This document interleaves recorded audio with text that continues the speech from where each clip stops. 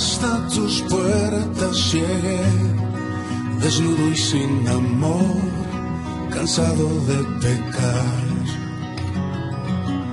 En ti encontré redención, alivio mi dolor, perdón y salvación. Y vi en tu abrazo sanador, mezcla de amor y condenación. Y vi en tu dedo acusador, falta de gracia y compasión. Así eres tú, bella y fascinante, discreta, alucinante, sencilla y arrogante. Así eres tú, perfume para el mundo, dolor en lo profundo, tan cruel y tan amante. Eres luz y oscuridad, gracia sin libertad.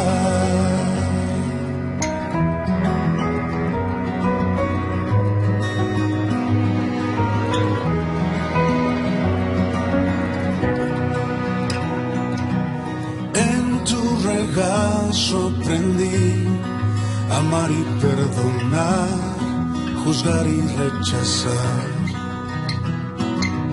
Y aunque me duela, estaré contigo hasta el final. Su amor nos cambiará. Y vi en medio del dolor milagros de amor y liberación. Y vi una gran contradicción, gracias sin Dios y sin amor.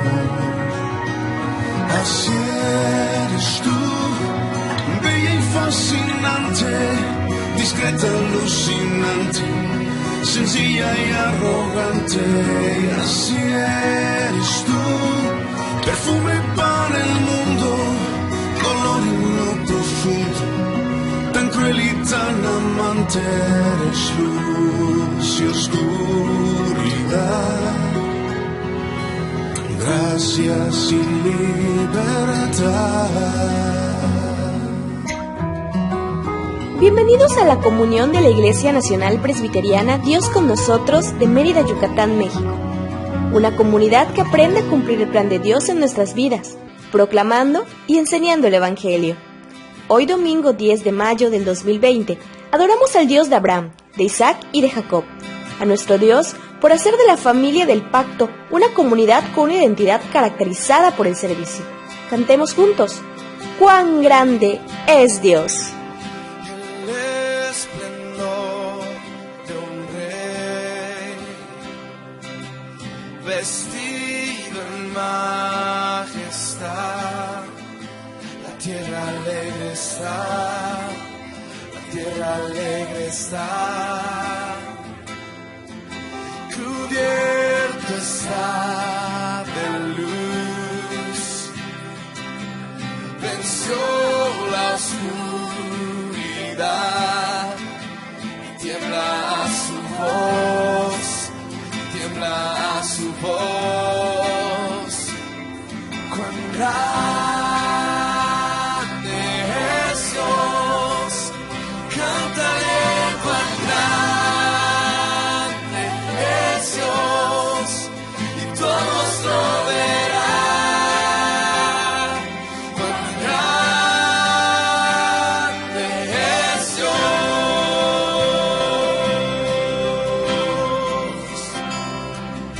Él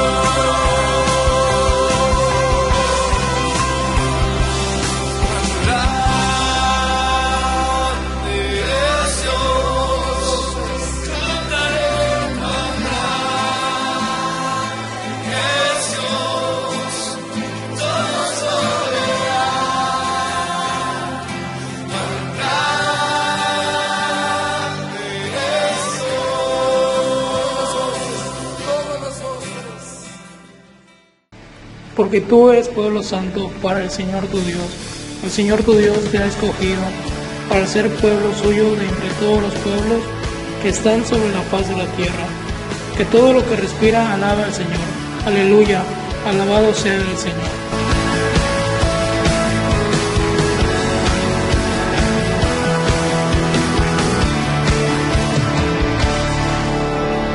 Cada día tu nombre bendeciré, morar en tu gloria y esplendor, en tus maravillas meditaré, de tu gran poder proclamaré. De tu salvación diré y de tus bondades, porque eres más grande de lo que imagino y más hermoso, Dios, de lo que he pensado. Oh, tú eres grande y digno de alabar. Generaciones te cantarán, tu misericordia alabarán. Cantaremos juntos el Salvador, y del pecado nos libró. Llenas nuestras vidas, por siempre te alabaremos, porque eres más grande de lo que imagino y más hermoso, Dios, de lo que he pensado. Oh, tú eres grande y digno de alabar.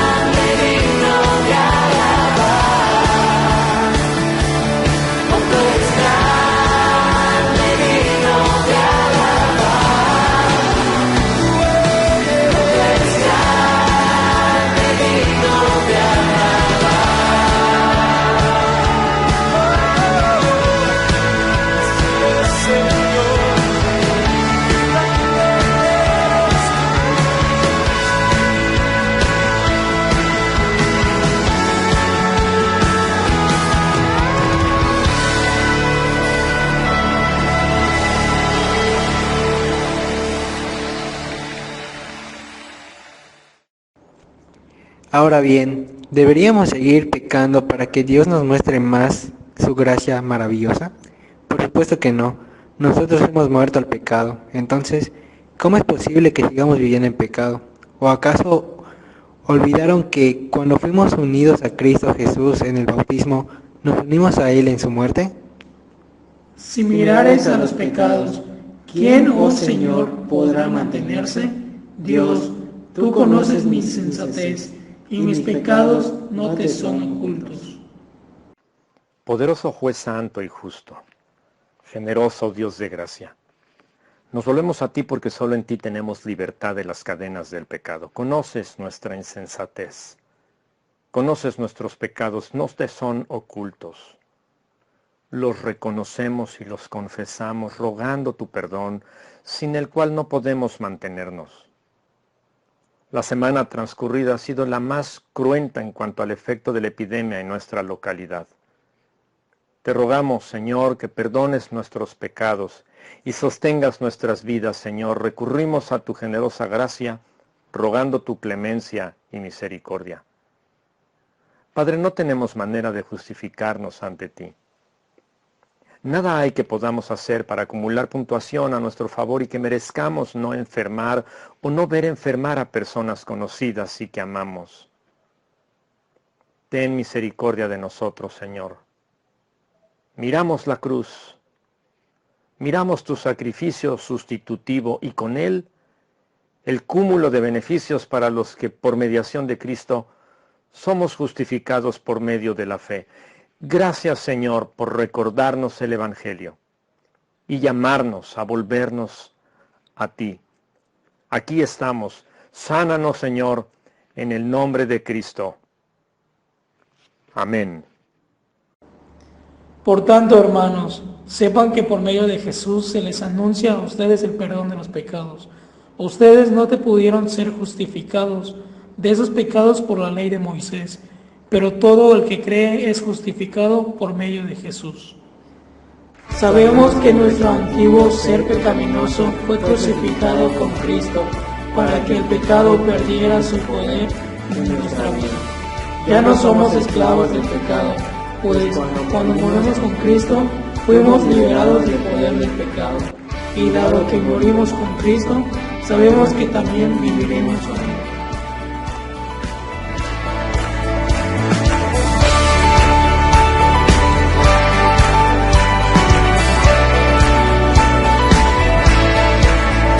Las cadenas de la muerte me quitó. Para mí ya no hay condenación, hay libertad,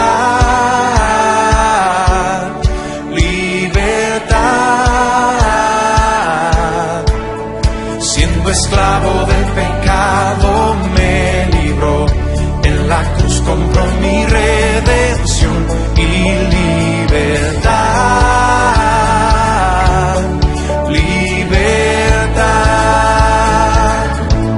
Rompió mis cadenas, me dio vida nueva y al fondo del mar echó mi maldad. Lavó mis pecados y me ha perdonado. Solo en el nombre de Jesús hay libertad.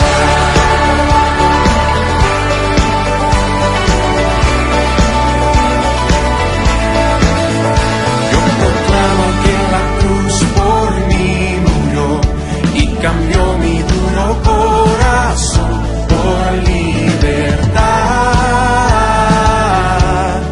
libertad.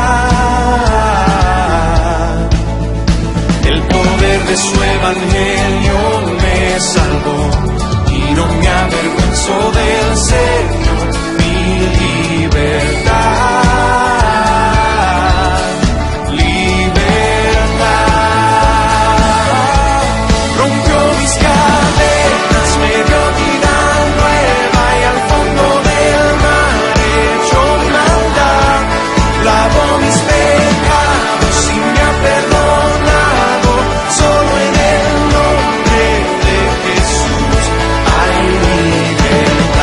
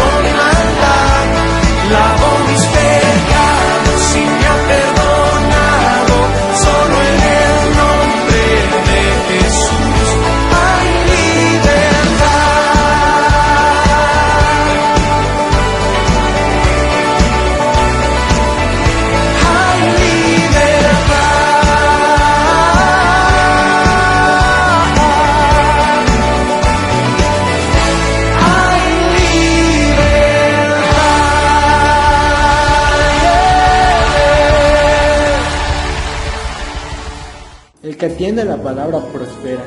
Dichoso el que confía en el Señor.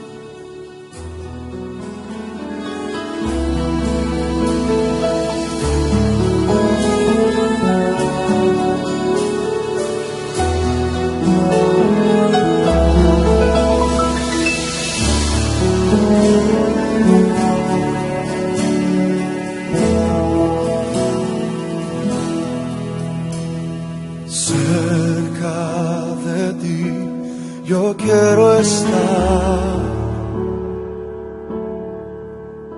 para escuchar tu voz y aprender de ti. Quiero ser un reflejo de tu amor. Yo quiero vivir solo en tu voluntad. Jesús, eres mi buen pastor. Tú conoces mi camino. Jesús, puedo confiar en ti. Oh mi Dios, me rindo.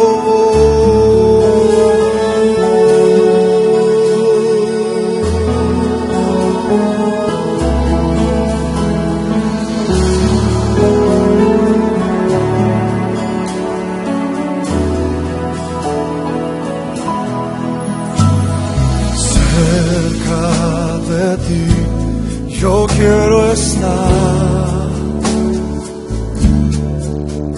para escuchar tu voz y aprender de ti. Quiero ser un reflejo de tu amor y quiero vivir solo en tu voluntad. Jesús, eres mi buen pastor. Tú conoces mi camino.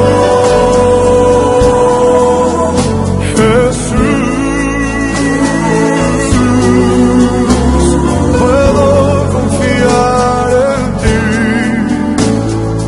oh mi Dios, me rindo.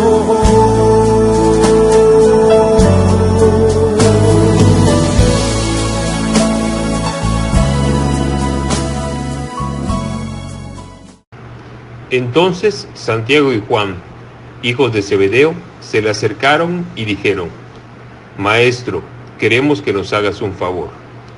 ¿Cuál es la petición?, preguntó él.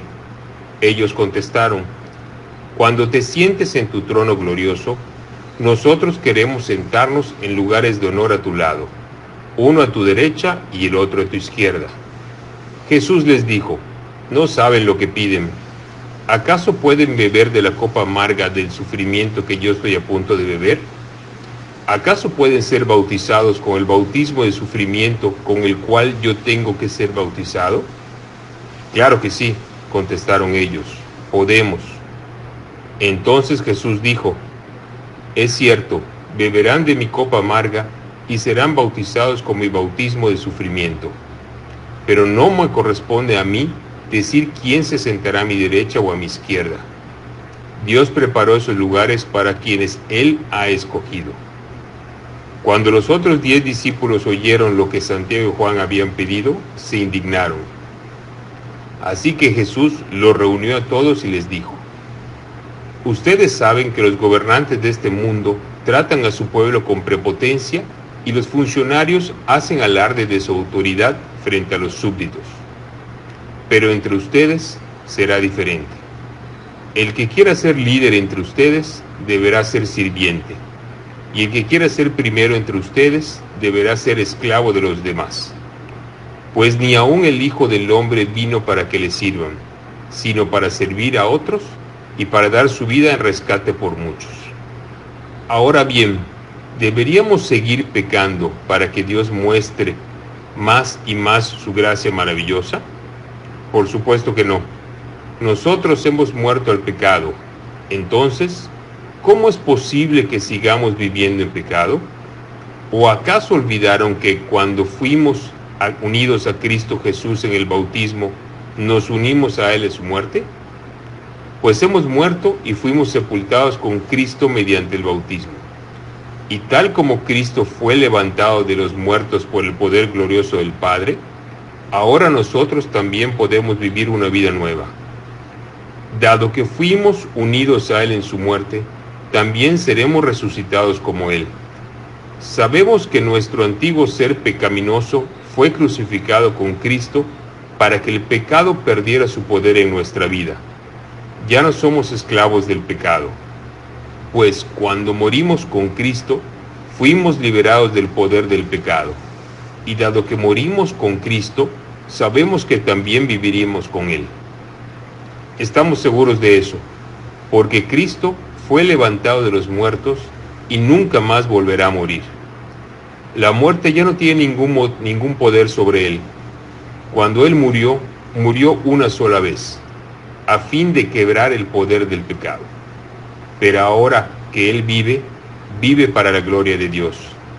Así también, ustedes deberían considerarse muertos al poder del pecado y vivos para Dios por medio de Cristo Jesús. Palabra de Dios.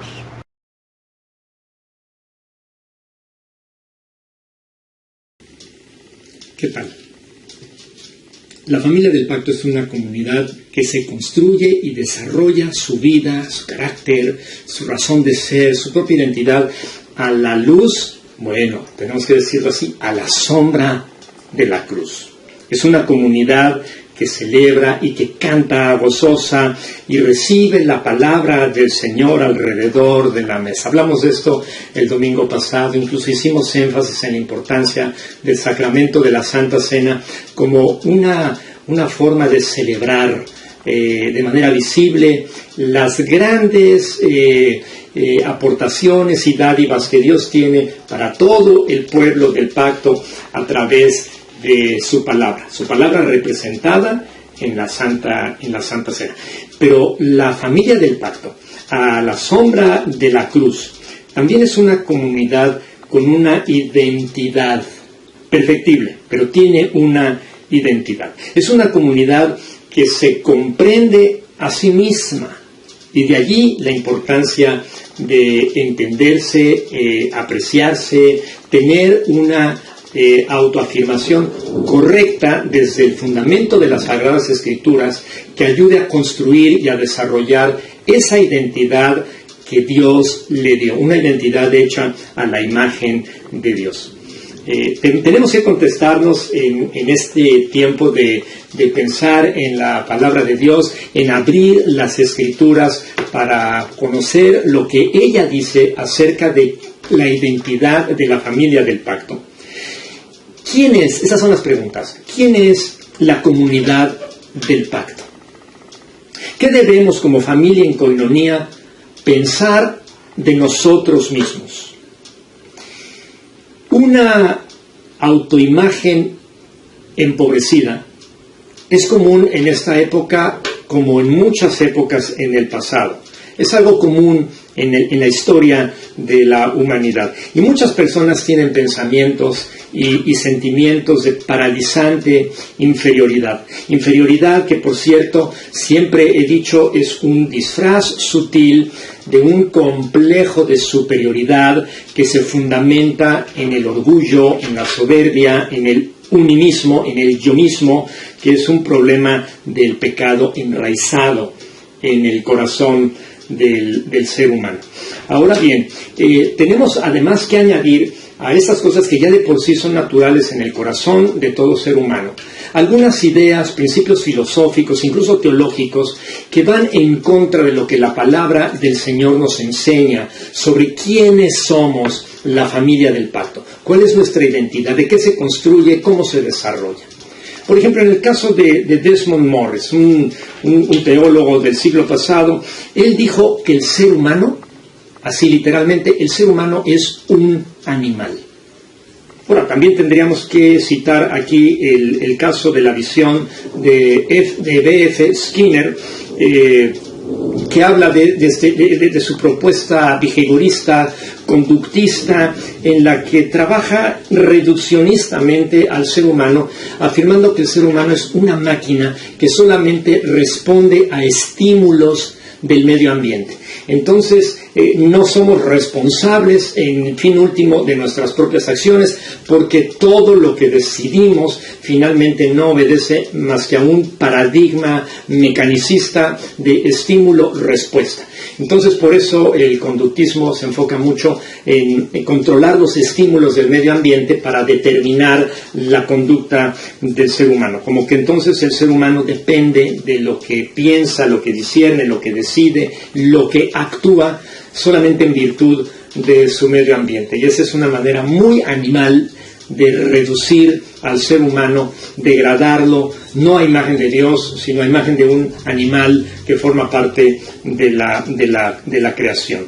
Así que hay unos cientos de miles de personas que se sienten literalmente como un cero a la izquierda.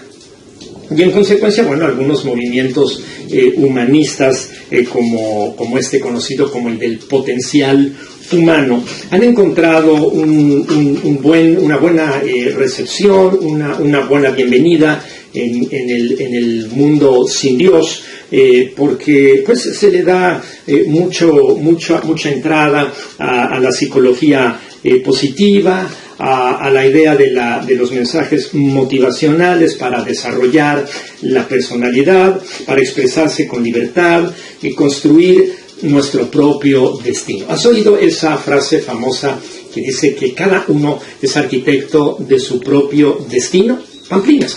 Esto precisamente es contrario a lo que la palabra del Señor nos enseña, porque está enfocado en el yoísmo, en el ensimismo, en hacer del ser humano como que el ser humano fuese en sí mismo una persona llena de intrínsecamente, ¿verdad?, valores buenos. Al grado que, por ejemplo, Paul Bitts, psicólogo también del siglo pasado, él escribió un libro que se llama La psicología como religión, el culto a la autoadoración. Nada más de entrada, el solo título ya es una antítesis a los principios que pondera la palabra de Dios. Y así es como se presenta el secularismo secular, y una de las frases importantes que Paul Bitts en este libro que acabo de mencionar enfatiza es que la psicología se ha convertido en religión basada en el culto al yo. Fíjate nada más, qué interesante. Ahora, ¿en dónde encuentra Paul Bitts los fundamentos para hacer una declaratoria tan aventurada como la que se avienta en su libro de psicología como una religión?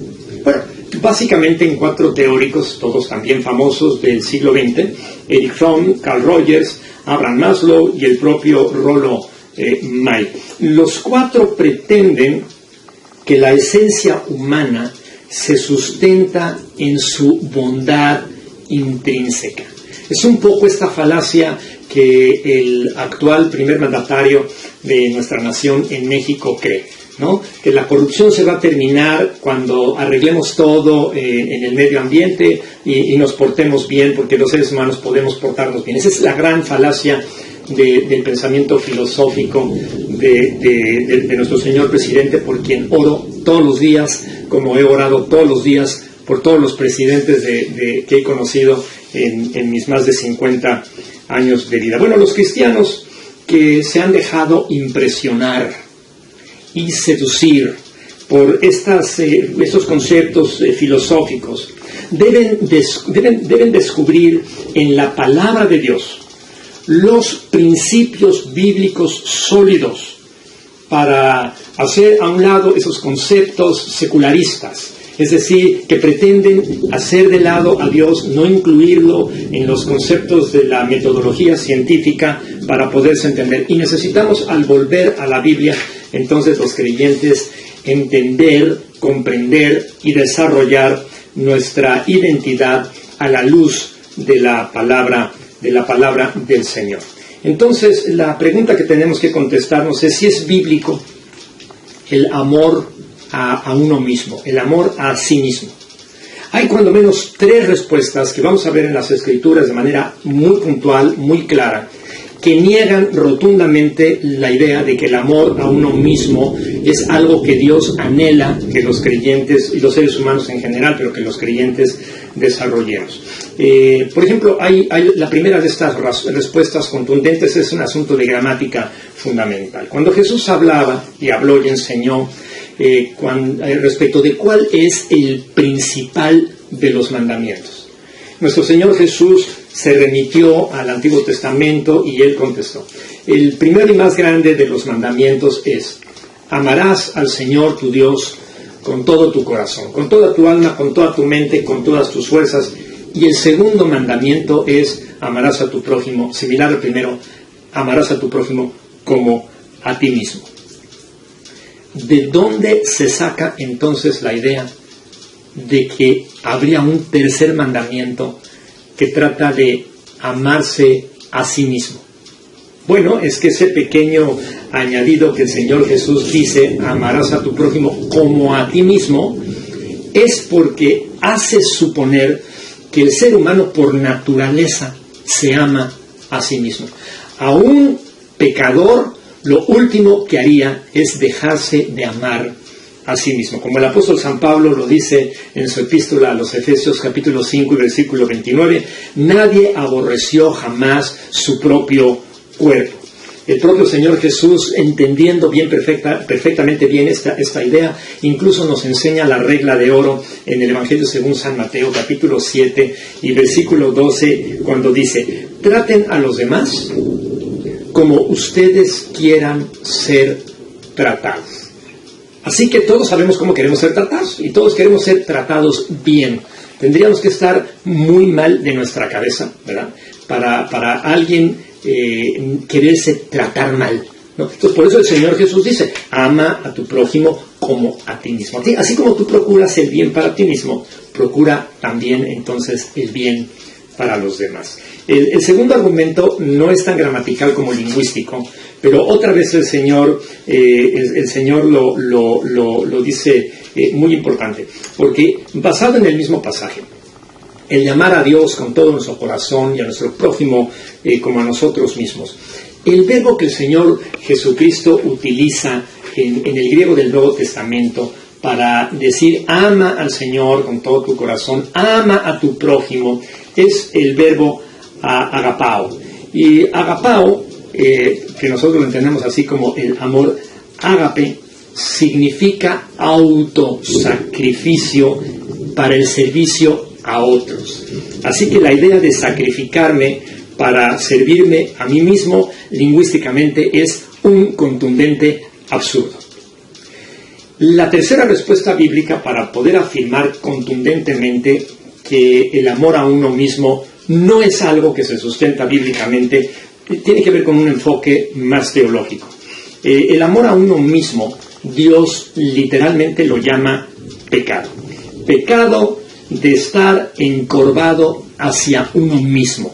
Así lo definió Martín Lutero. Y una de las marcas de las posturas,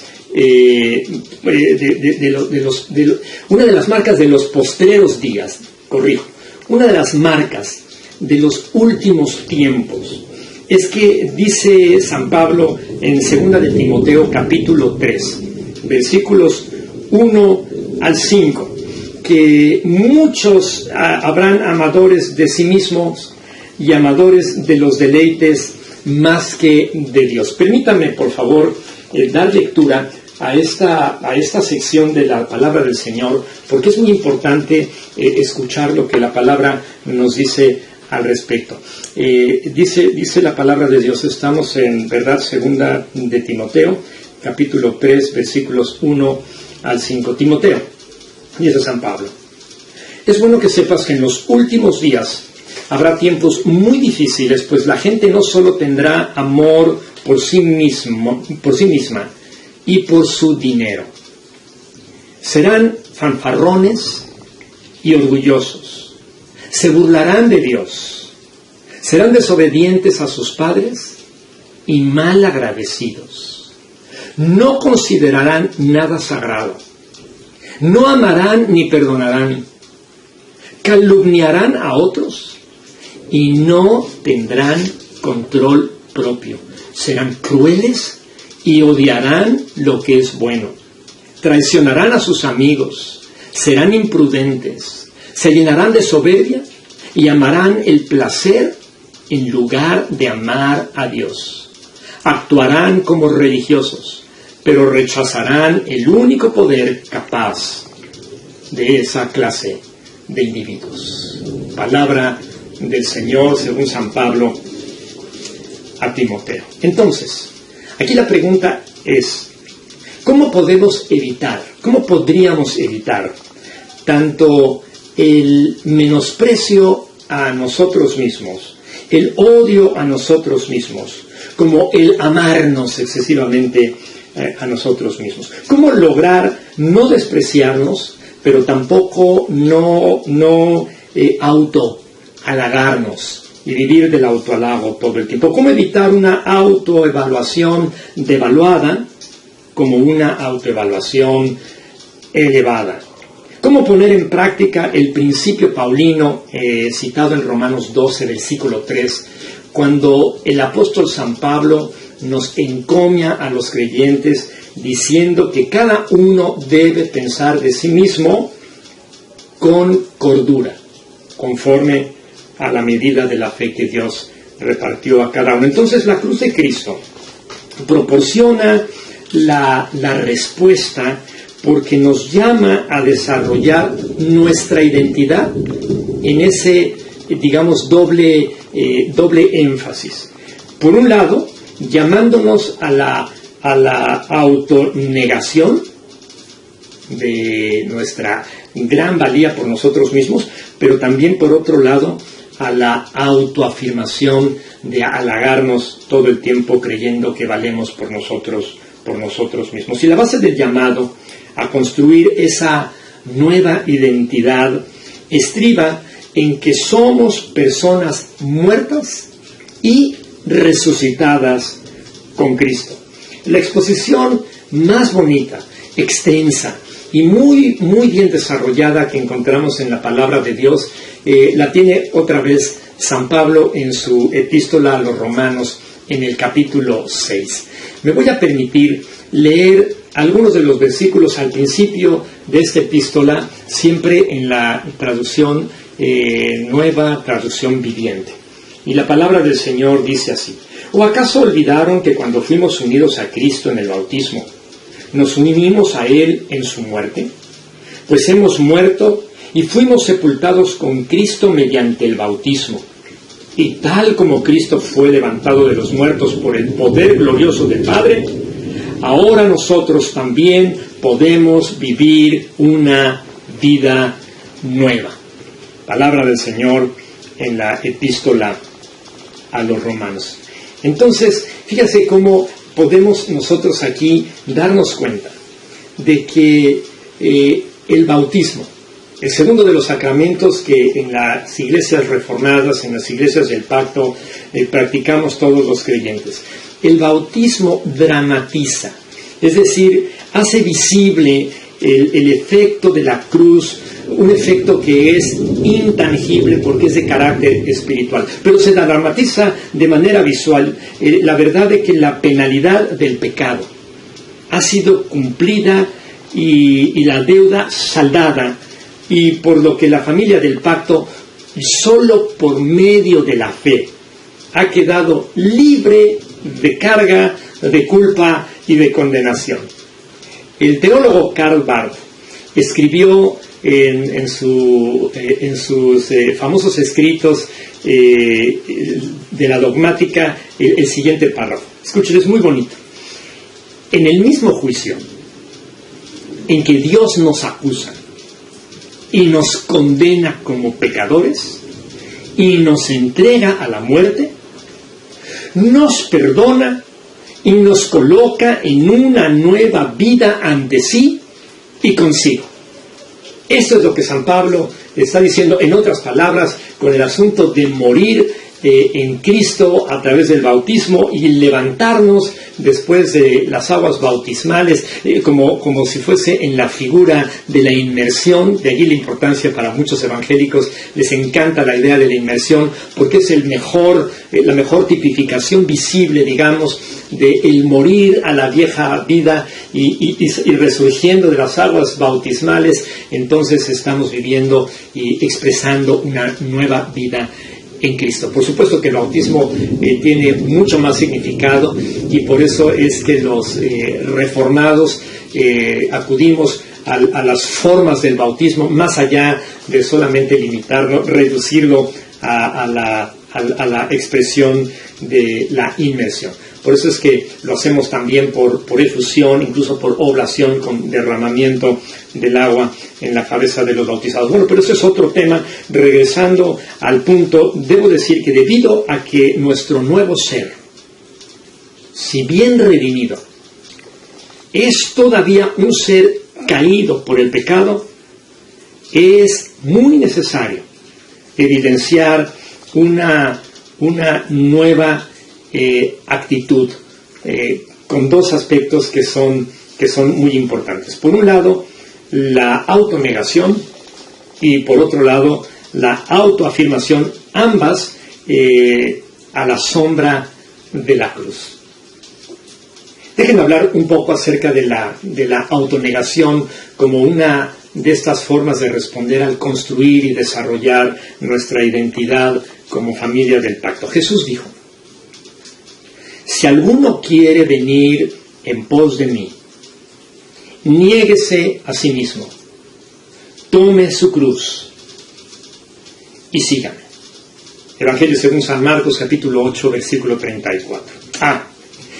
Y si alguien no toma su cruz para seguirlo, el mismo Señor Jesús dice en el mismo capítulo, apenas unos versículos después, en el 36, 38, que entonces el que no toma su cruz y le sigue no es digno de él y no puede ser su discípulo. Entonces todo creyente, en un sentido, es a la vez como Barrabás y como Simón de Cirene. ¿A qué me refiero?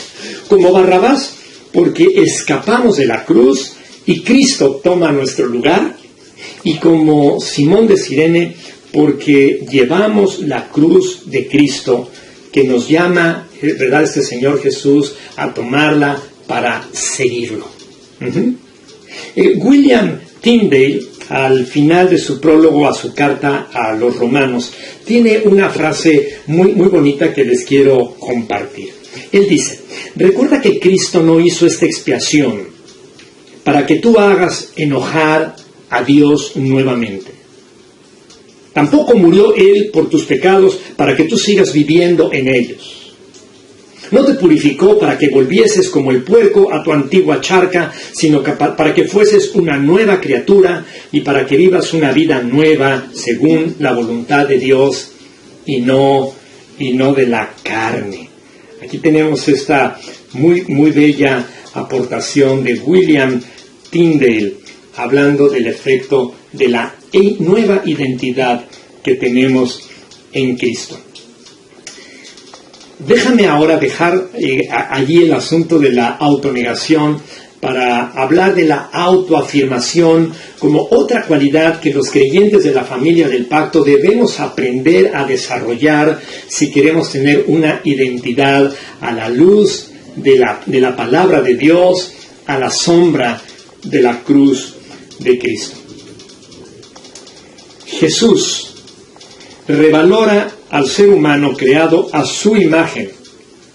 Y él señala en el Evangelio según San Mateo, en el Sermón del Monte, en el capítulo 6, versículo 26, y luego lo vuelve a retomar en el capítulo 12 del mismo Evangelio de Mateo, en el versículo 2, cuando el Señor se refiere a los seres humanos como mucho más valiosos que los seres animales que han sido creados. Se refiere específicamente a las aves y a las bestias. Si Dios tiene cuidado de las aves, cuidará también de nosotros. Si Dios ama a las aves, ¿cuánto más no amará a los que le aman y forman parte de su familia?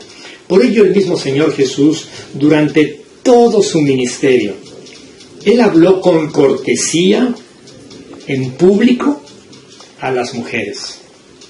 Él invitó a los niños a acercarse a Él. Él dio palabras de esperanza a los samaritanos y a los gentiles. Él permitió a los leprosos que lo tocaran. Él dejó incluso que una prostituta lo ungiese y le besara los pies. Es decir, Jesús tuvo un acercamiento compasivo hacia las personas socialmente marginadas y hechas de lado. Jesús tiene un carácter de autoafirmación a través del servir a los demás, del dar su vida para los demás. Su compasión por el ser humano es la gran evidencia del valor que le concede al ser humano. En este sentido, William Temple dijo: lo que yo valgo es lo que valgo para Dios. Y ese valor es maravillosamente grande porque Cristo murió por mí. Qué manera tan preciosa de expresar estas verdades del Evangelio. Entonces nuestro yo es una entidad simple que es completamente buena o completamente mala. Nuestro yo es totalmente valorado por sí, como también negado y menospreciado por sí. Nuestro yo es una entidad compleja de bien y de mal, de gloria y de vergüenza, que por esa razón exige que desarrollemos actitudes más sabias hacia nosotros mismos. A la sombra de la cruz, Cristo nos enseña a desarrollar una nueva identidad. Por un lado, hemos dicho, la cruz es la medida divina del valor de nuestro verdadero yo, por cuanto Cristo nos amó y murió por nosotros. Y por otro lado, la cruz es el modelo divino para la negación de nuestro falso yo, por cuanto hemos de clavarlo en la cruz y así someterlo a la muerte para tener entonces vida en Cristo. O más simplemente, a la sombra de la cruz vemos simultáneamente nuestro valor y nuestra identidad verdadera. Recordemos, amados hermanos, a la sombra de la cruz somos iglesia. Cantemos con gozo, somos iglesia.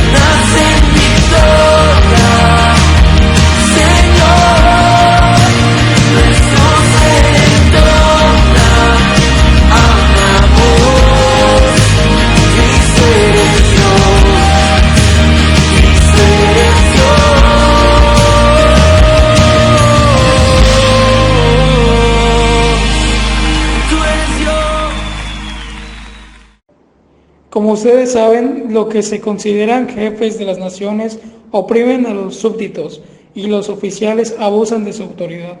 Pero entre ustedes no debe ser así. Al contrario, el que quiera hacerse grande entre ustedes deberá ser su servidor, y el que quiera ser el primero deberá ser esclavo de todos.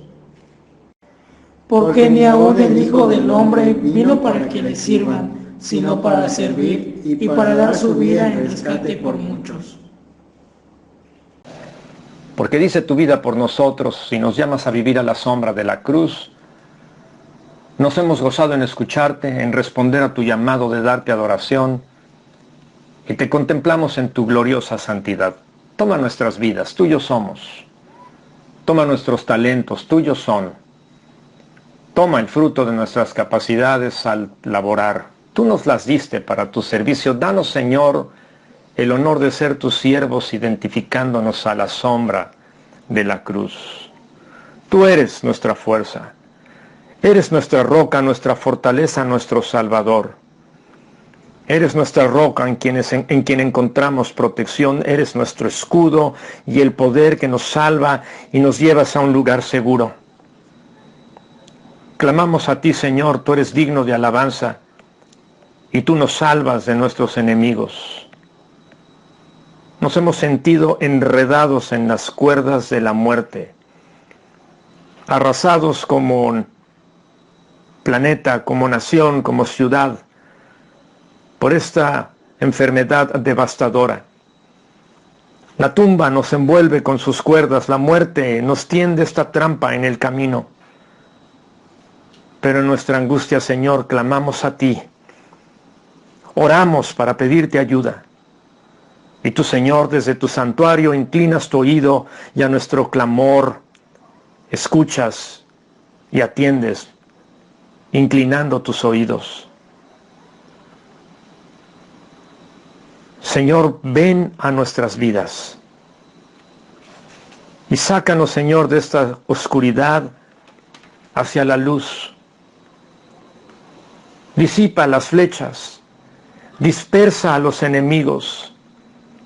Destella, Señor, relámpago tuyo para que queden confundidos. Padre, te rogamos que desde el cielo extiendas tu mano y nos rescates. Nos saques de estas aguas profundas.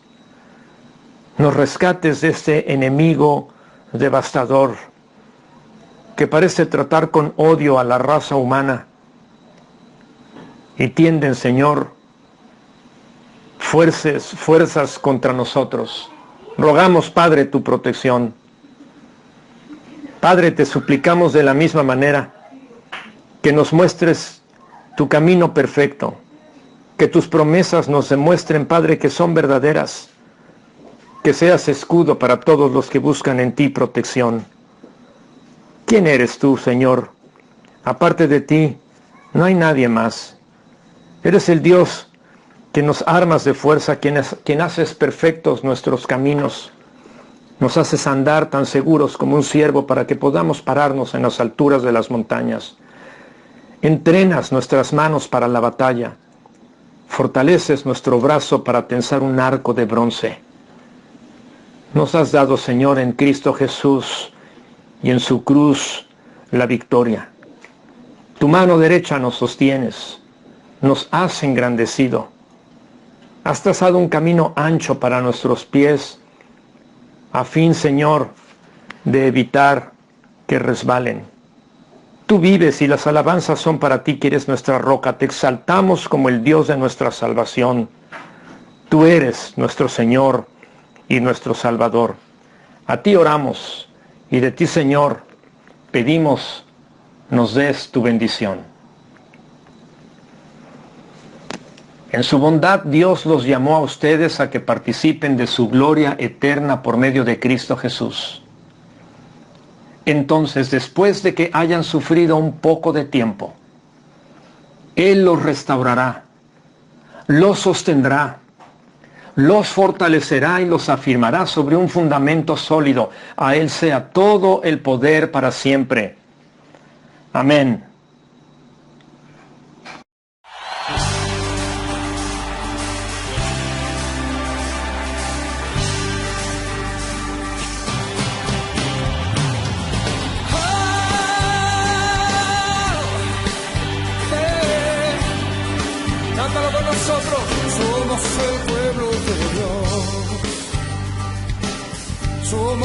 pueblo especial,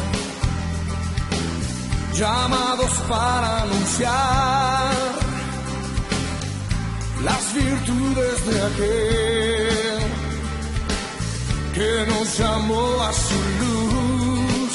Oh, somos el pueblo de Dios, su sangre nos redimió, su sangre nos redimió, y su espíritu dio, y su espíritu dio, para darnos poder, para darnos poder,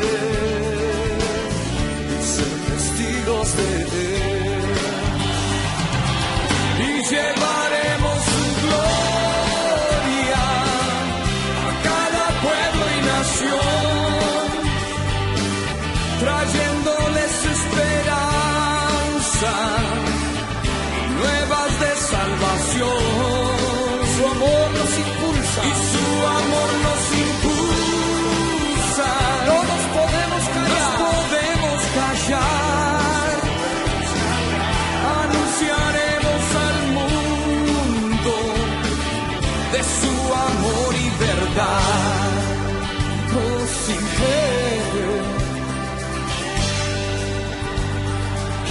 somos el pueblo de Dios, somos un pueblo especial, llamados para anunciar las virtudes de aquel que nos llamó a su luz. Somos el pueblo de Dios, su sangre nos redimió, y su espíritu dio, para darnos poder y ser testigos de él. Y llevaremos su gloria a cada pueblo y nación, trayéndoles esperanza y nuevas de salvación, y su amor nos impulsa, no nos podemos callar, anunciaremos al mundo de su amor y verdad.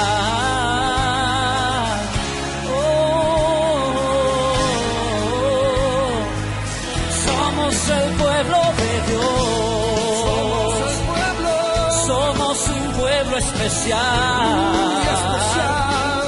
llamados para anunciar las virtudes de aquel que nos llamó a su luz. Somos el pueblo de Dios.